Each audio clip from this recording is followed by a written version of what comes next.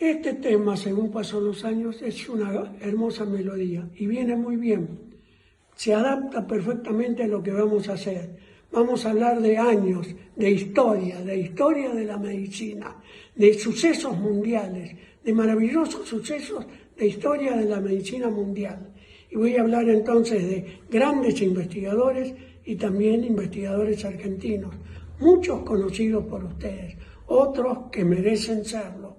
Humildemente yo voy a ser entonces quienes va a interceder para ustedes. La bibliografía que vamos a utilizar durante esta larga experiencia está formada fundamentalmente por dos textos de mi autoría, que son los siguientes: Virología y Zoonosis y Microbiología e Inmunología Veterinaria. Son textos que comprenden patógenos humanos y veterinarios, y desde luego que provocan zoonosis.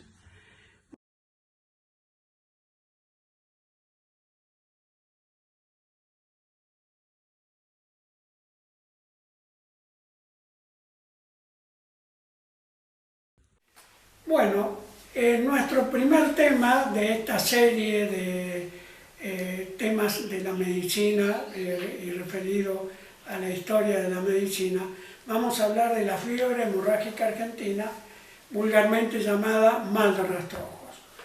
Luego de la exposición van a ver de que proponemos que se llame enfermedad de Arribalzaga-Maestegui. Ya han visto la bibliografía general que yo utilizo. Para este tema vamos a usar esta bibliografía, que es un libro de mi autoría, y también usamos un libro de la escribana Isoviere de la ciudad de Pergamino, de Bragado. Como ustedes ven, pequeñas historias de 100 años. Tenía a su cargo esta escribana el registro civil y reconstituyó toda la historia de la ciudad en base a los escritos de las diversas prácticas que realiza, y de esa manera es extraordinaria la riqueza que hemos encontrado, por eso lo hemos utilizado mucho en nuestro libro. Esta es la segunda edición, este libro se agotó. Yo les ofrezco a ustedes, si están interesados, la copia totalmente gratuita por vía mail. Tienen que escribir a juancarlosfeinbinda@gmail.com y yo les envío la segunda edición completa. Bueno, entonces, fiebre hemorrágica argentina, y referida a ella 3 personas. Argentino Rodolfo Arribalzaga, Julio Guido Barrera Oro y Julio Isidro Maestegui.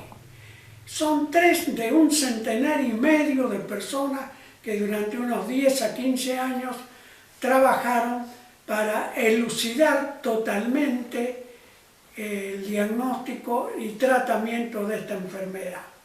Pero hemos elegido estas 3 porque merecen realmente que se los destaque especialmente. Antes que nada, digamos que esta enfermedad ahora se produce en muy pocos casos anualmente, gracias a que a la vacuna desarrollada por Barrera Oro y Maestegui, y a que han cambiado totalmente las maneras de recolección de los productos del campo. Antes se hacía todo a mano, así que se estaba en un contacto directo con el material infectado, el maíz o cualquier otro cereal. En cambio ahora ustedes ven esas modernas máquinas que alejan totalmente el contacto del trabajador del campo con los productos.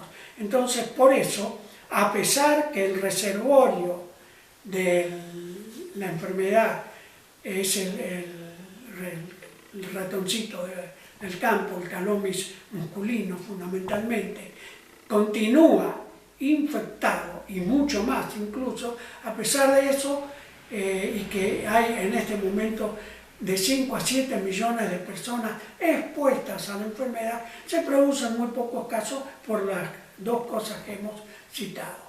Vamos a estudiar entonces esta enfermedad diciendo de que aproximadamente entre los años 1940 y 1950 muy posiblemente se produjeron los primeros casos.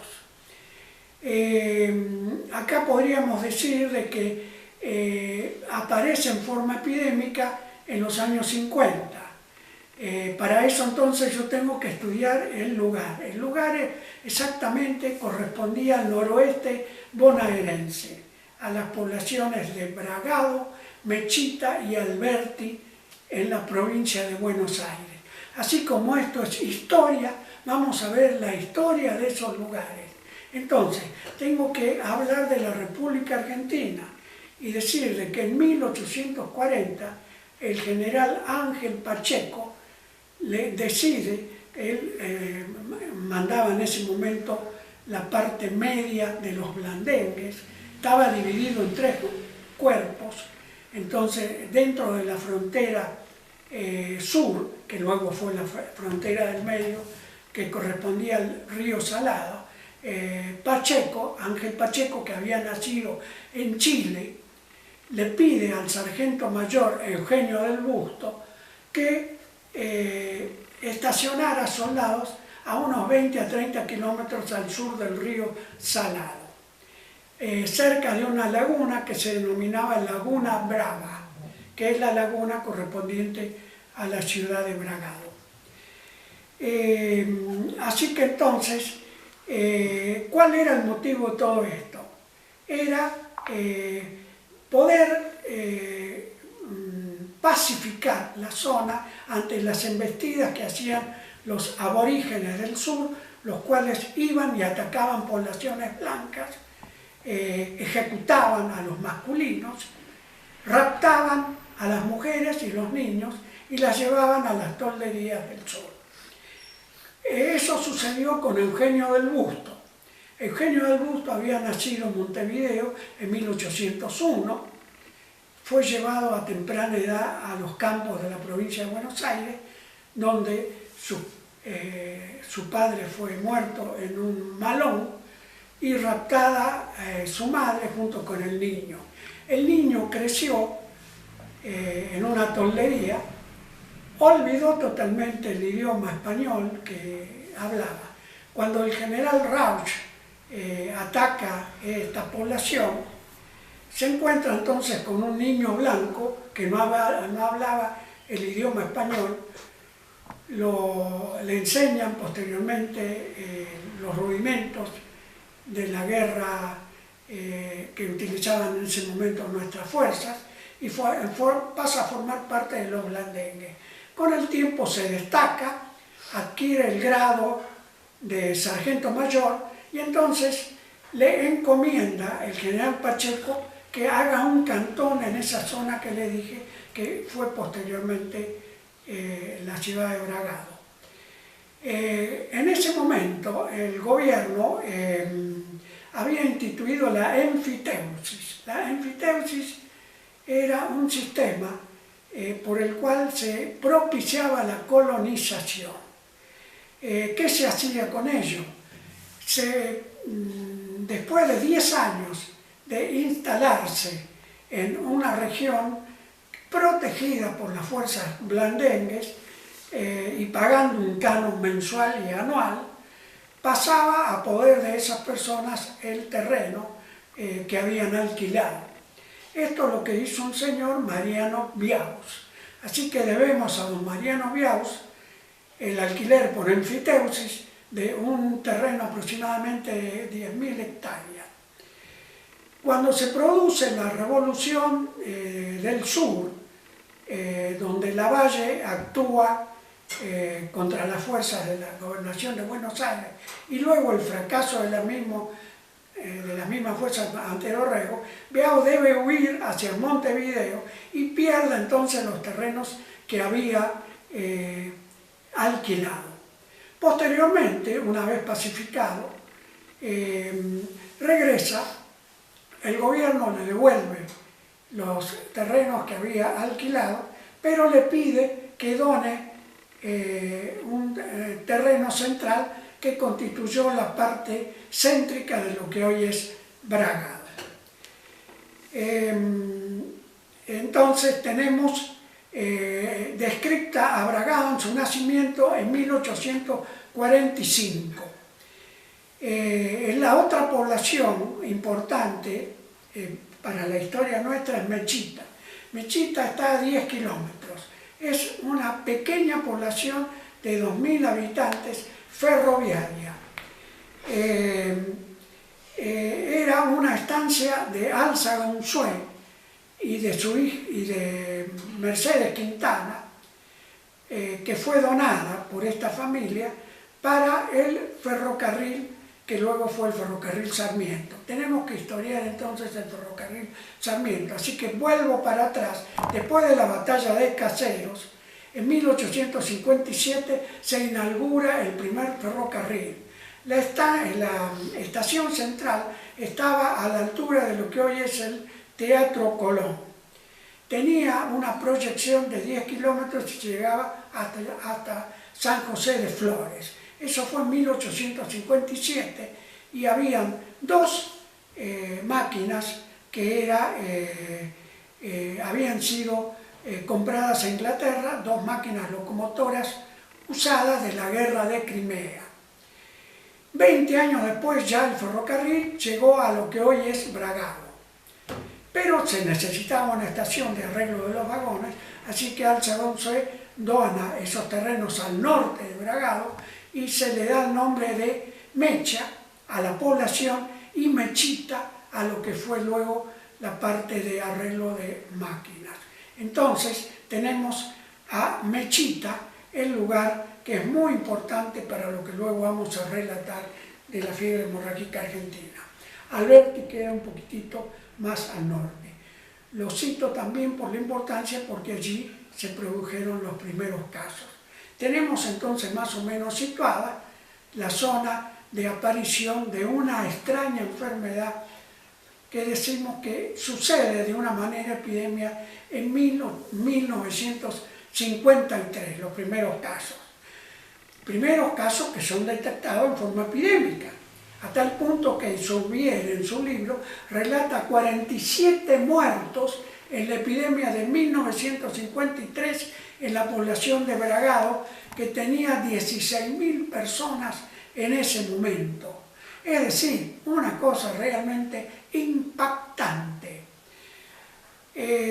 Bueno, ahora, si en este momento sucede una enfermedad febril de tipo infeccioso y que lleva al óbito en toda nuestra región, y estoy hablando como de 15 millones de personas que en este momento constituiría, o casi 20 millones, esta parte céntrica que estamos habitando, estaríamos pensando en que se trate de gripe, hantavirus, fiebre hemorrágica argentina, posiblemente y leptospirosis, alguna de estas cuatro. En ese momento no existía hantavirus, es muy posterior su aparición, así que los primeros diagnósticos con que los médicos locales se encontraron era que se trataba de gripe o de leptospirosis. Eran los diagnósticos que los médicos hicieron.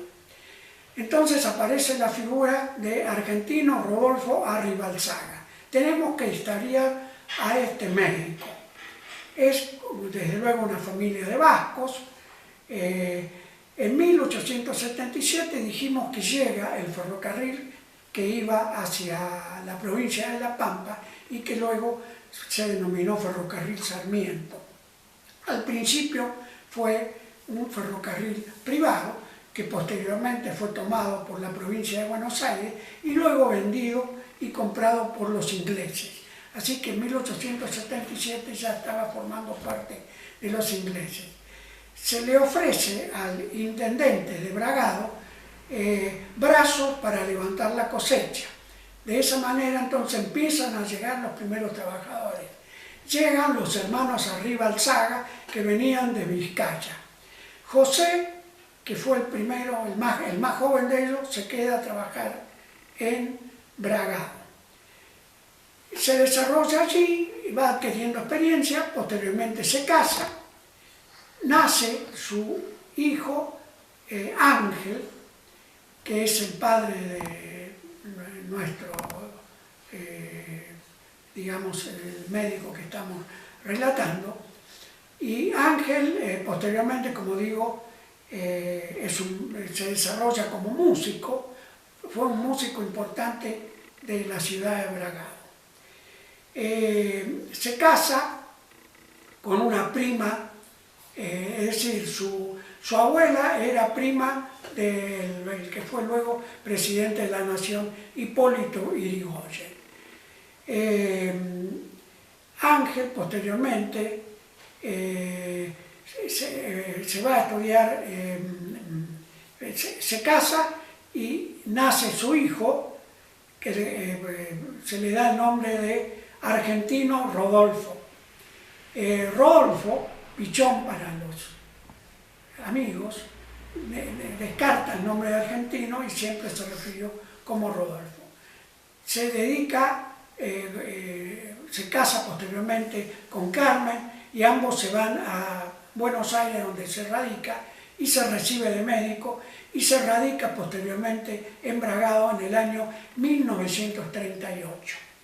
Entonces tenemos un médico de gran experiencia porque mensualmente se dirigía a Buenos Aires, donde pasaba todo un fin de semana en el Hospital Rivadavia y en sanatorios, adquirió un gran hábito quirúrgico y tenía muchísima experiencia, era un infectólogo importante. Ya para el año 1953, saquemos la cuenta, son muchos años, 17 años aproximadamente, tenía entonces una gran experiencia. Comienzan a ver los primeros pacientes, realizan una reunión médica. Acá tenemos que citar a 3 médicos: Domingo Duba, médico del ferrocarril en Mechita, y sobre todo a nuestro médico importante acá en Bragado. Son los dos más importantes. Duba pensaba que se trataba de leptospirosis porque había una abundancia de ratas en el lugar. Mientras que Arribalzaga, en su opinión, se trataba de una enfermedad de origen desconocido, posiblemente viral, y desarrolló un estudio profundo de la misma y lo publicó en la literatura médica más importante que tenía el país en ese momento, que se llamaba El Día Médico. En el año 1955 entonces aparece una publicación donde se describe la enfermedad. Ahora vamos a referirnos entonces a la enfermedad, la fiebre hemorrágica argentina. Entonces es una enfermedad febril, infecciosa, que incide fundamentalmente en los trabajadores agrícolas ganaderos, sobre todo agrícolas. Pero por supuesto también incidiendo en algunas personas del sexo femenino e incluso en niños. Los diagnósticos que se hicieron, porque hubieron muchas reuniones médicas de las personas del lugar, entre las cosas se decían que era gripe. Arribalzaga lo descartó diciendo que no había casos secundarios, es decir, incidía fundamentalmente en hombres de labores agrícolas y no habían casos secundarios en su propia familia. Así que descartaba la gripe. Como decían que se trataba de angina estreptocócica, la descartó, puesto que no había odinofagia, había un enantema bucal importante, es decir, un enrojecimiento de las fauces con arborizaciones capilares y producciones de microvesículas, pero sin dolor de garganta al tragar, y tampoco sin placas en las amígdalas. Así que no era estreptocócica. Descartaba que hubiera una angina. La leptospirosis la descartó por lo siguiente. El laboratorio daba un tocamiento renal muy agudo, es decir, había albuminuria importante, cilindruria, células redondas de tipo viral, ya vamos a decir, recibieron el nombre de células Milani.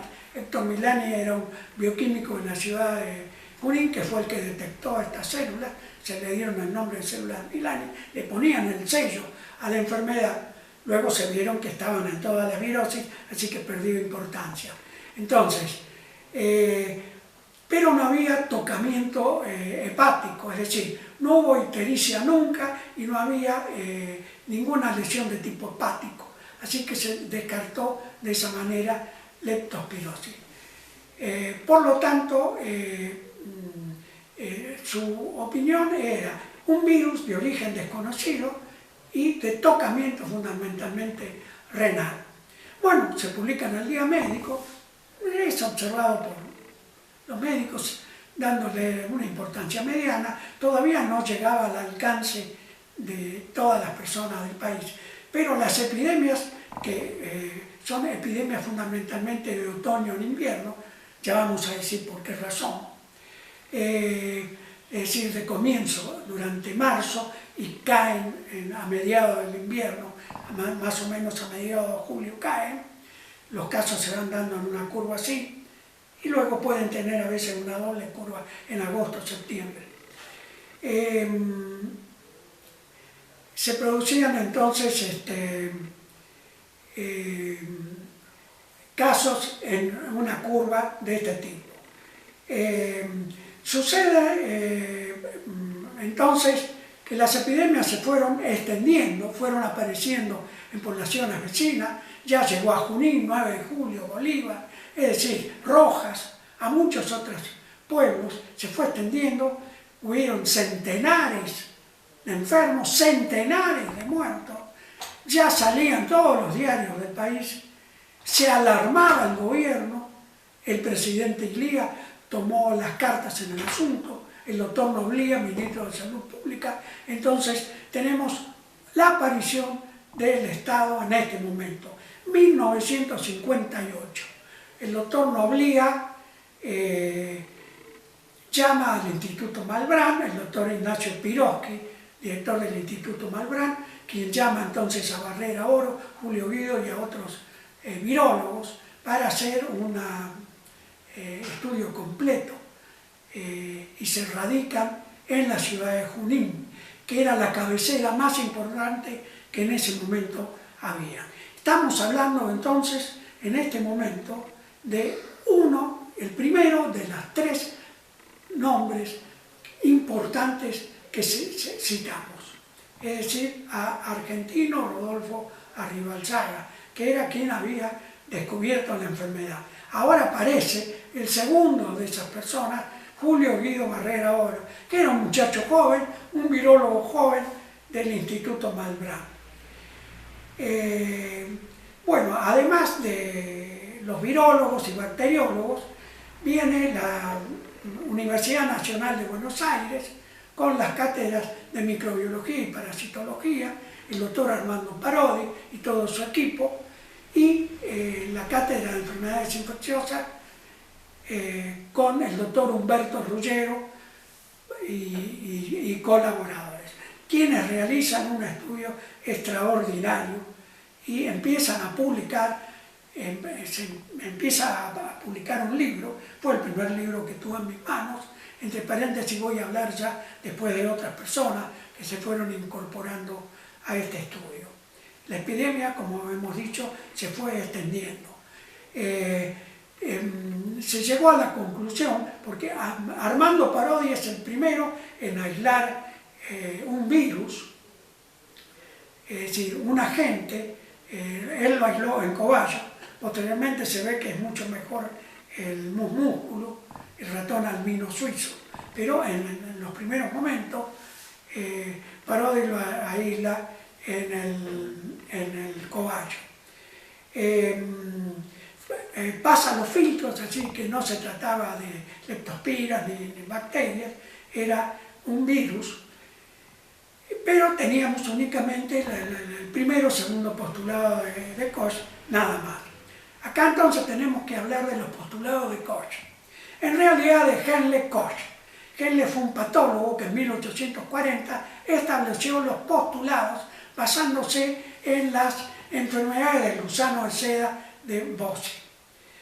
Y estableció 4 postulados, sin los cuales, si no se cumplían, no se podía decir que se trataba de que era el agente de la enfermedad. Entonces, se había aislado un virus, se lo siguió aislando, se trataba aparentemente del mismo virus, para poder observar el 4.º postulado,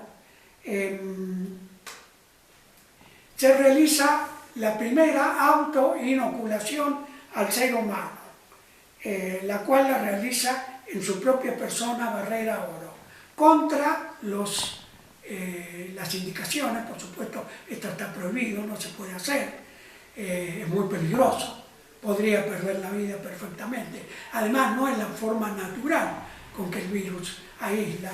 La autoinoculación es imposible saber si la cantidad que se está inoculando es poca, es mucha, si es exagerada. Es decir, puede no enfermar o al contrario puede desarrollar una gran enfermedad y morirse. En efecto, fue una inoculación bastante importante. Ya a las 36 horas Barrera Oro tiene los primeros síntomas, tiene una enfermedad bastante importante, pero desarrolla toda la enfermedad tal cual se veía en los pacientes.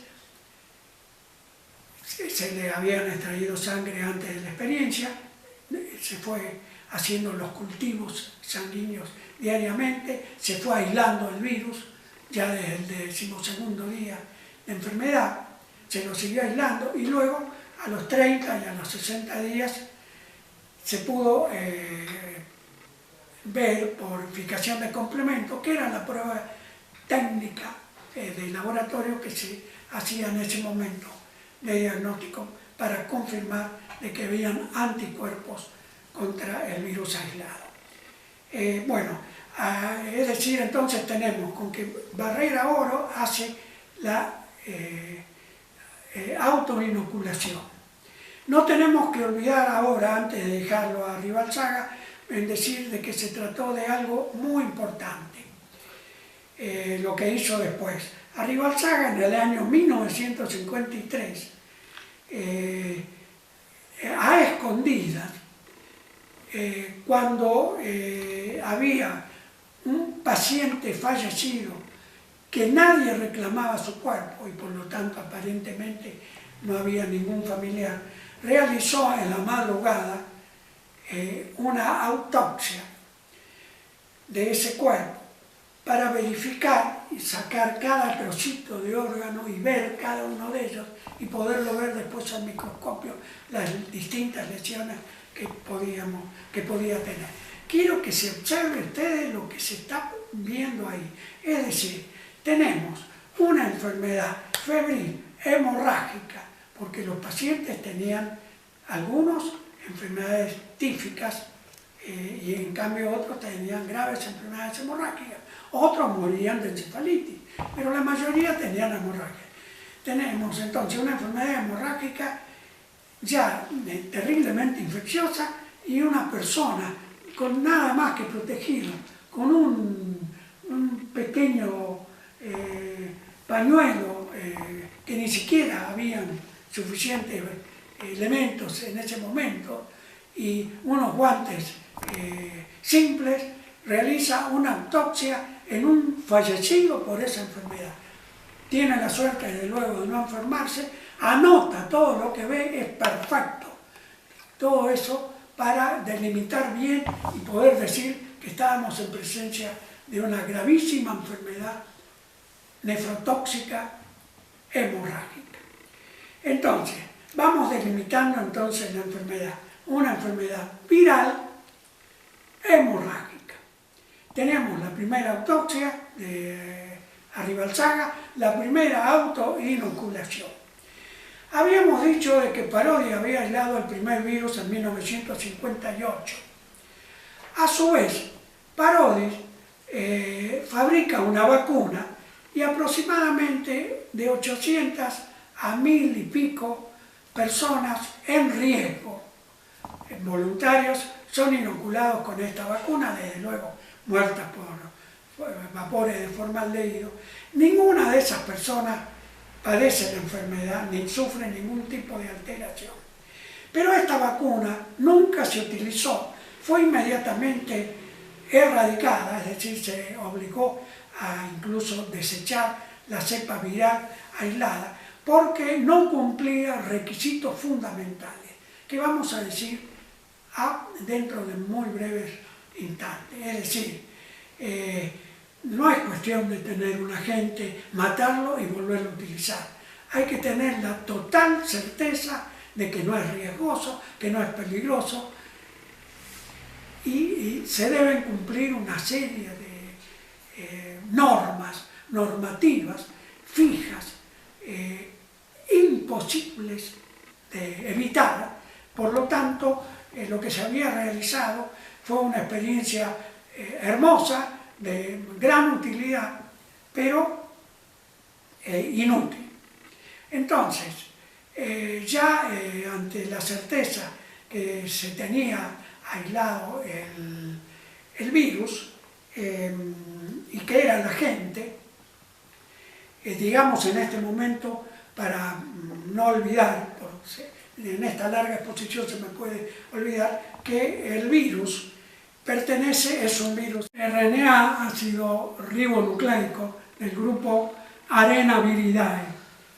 Este nombre, arena, significa que al verlo con microscopía electrónica se ven como granitos de arena en su interior, que son restos del ribosoma de las células afectadas.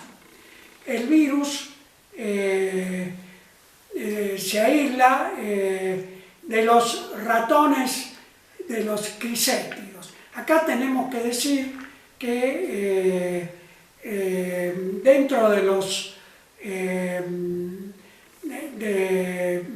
estos mamíferos están el género Ratus y Ratus narvesicus, y dentro de ellos el Musculus, que es el ratoncito de las casas, y los criséptidos, que son los ratones silvestres de la zona que estamos tratando, que son fundamentalmente el Calomis musculinus.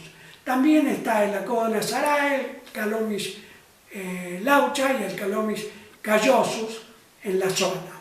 El Oryzomys longicaudatus no se encuentra aquí, sino en otros lugares, que es el agente del antivirus, que cuando lleguemos en otras conferencias sobre antivirus vamos a hablar largamente sobre esto.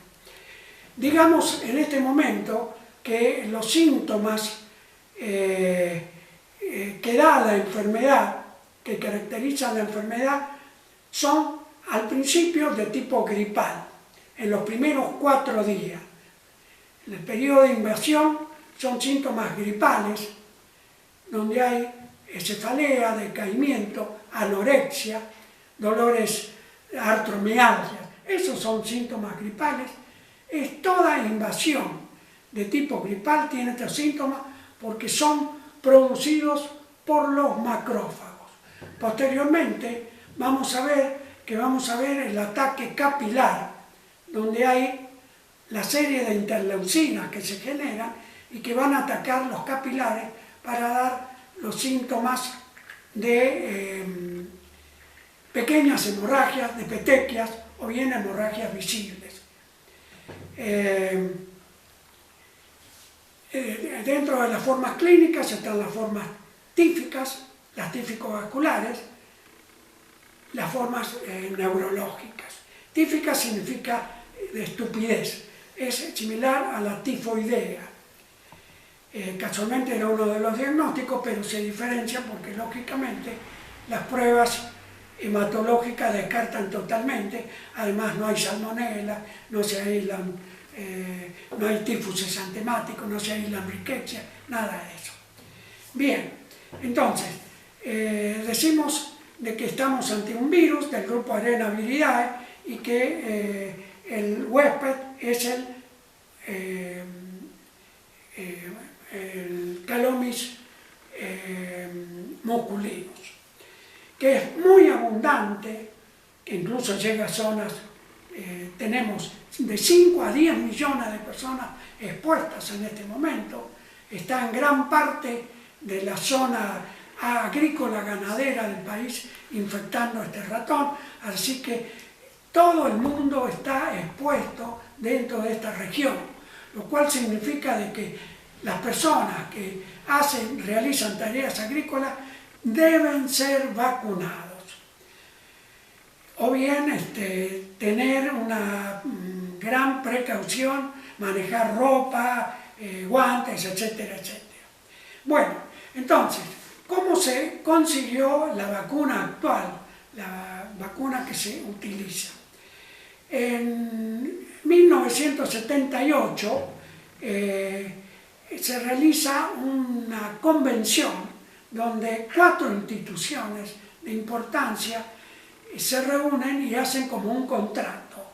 El gobierno argentino, a través de Salud Pública, la Oficina Sanitaria Panamericana, la Organización Mundial de la Salud y el Instituto de las Fuerzas Armadas de los Estados Unidos, con sede en Maryland.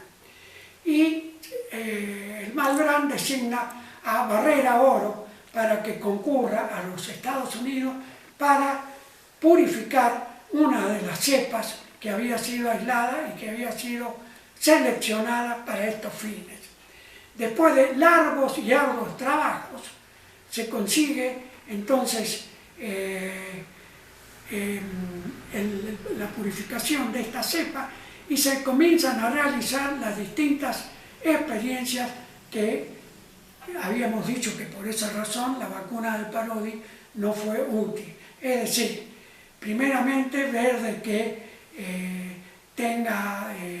que sea inmunogenética en el animal, que produzca los síntomas, siempre los mismos síntomas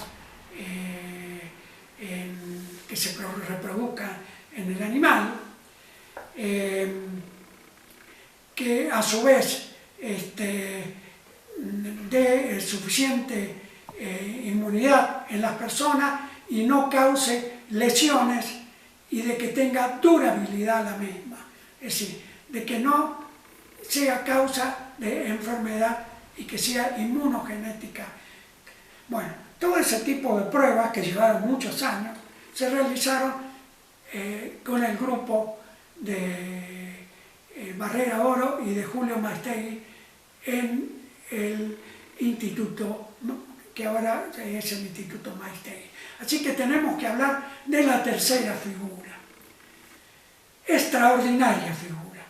Supera largamente en formación, porque Julio Isidro Maistegui, un médico que había nacido en Bahía Blanca en 1931, que se había recibido de médico en la Universidad de Buenos Aires,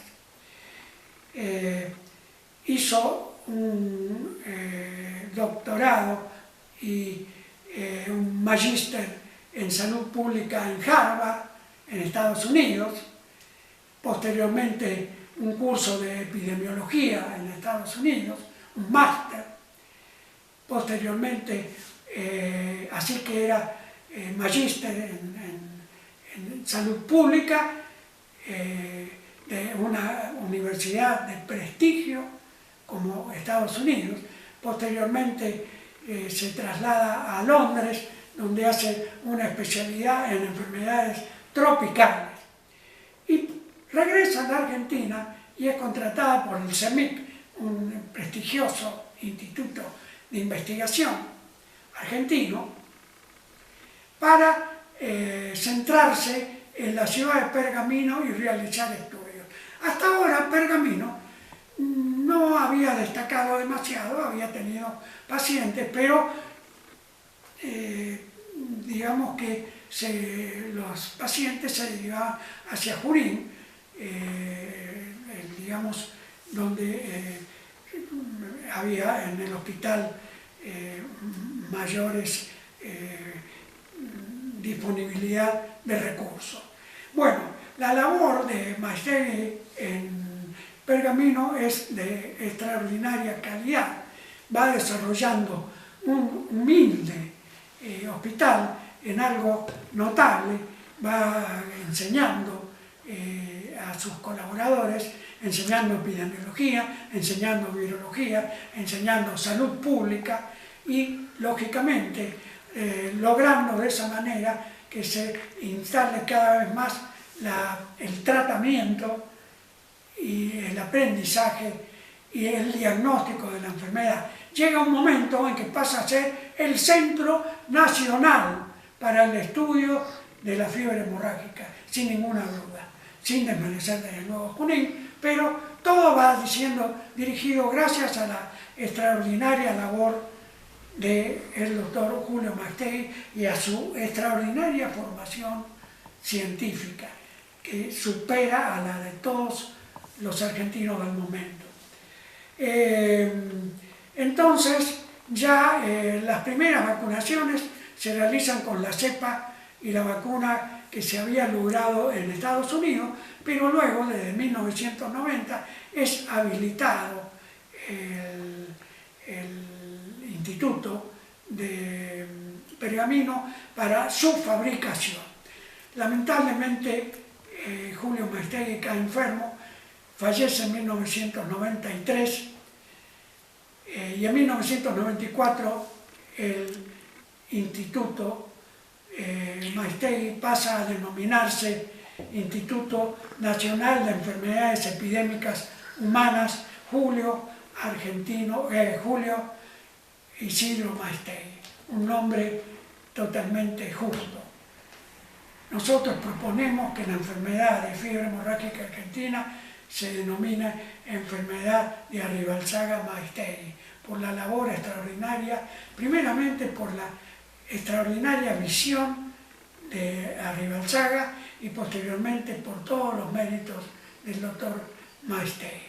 Entonces, el diagnóstico actual de la enfermedad ya no se realiza como se hacía antes, con inoculación del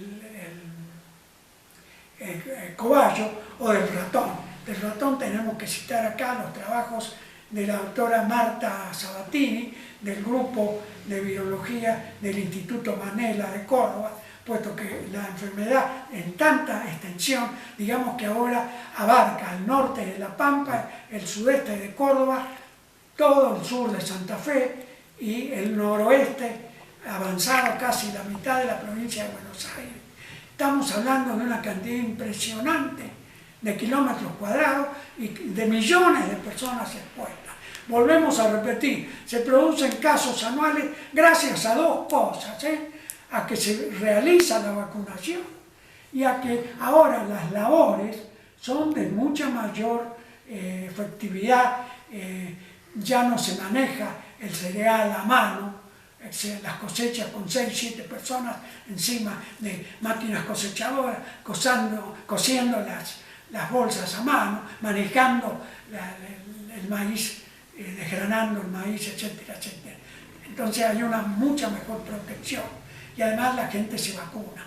Entonces, el diagnóstico, para terminar, el diagnóstico de la enfermedad se realiza de otras maneras. Ahora, ante casos sospechosos, desde luego, aparte de toda la investigación clínica de la enfermedad, se realiza serología, se realiza diagnóstico de PCR en tiempo real, por supuesto se hacen pruebas de neutralización, el aislamiento no se hace con la utilidad de animales de experimentación, sino con cultivos celulares. Bueno, entonces hemos presentado la primera de mis 18 disertaciones de grandes enfermedades infecciosas que afectan a la República, al continente y al mundo. Vamos a hablar periódicamente de grandes personajes argentinos, latinoamericanos y mundiales. Disculpen que no hable de gente actual, esto es un estudio histórico, es decir, remitimos un poco a aquellos que pusieron el sello o que abrieron el camino. Es decir, ahora hay extraordinarios investigadores, seguramente algún argentino muy pronto reciba el premio Nobel, casi lo estamos sospechando personalmente, ¿no? Y si no, seguramente en poco tiempo más. Entonces, muy agradecido y nos veremos próximamente.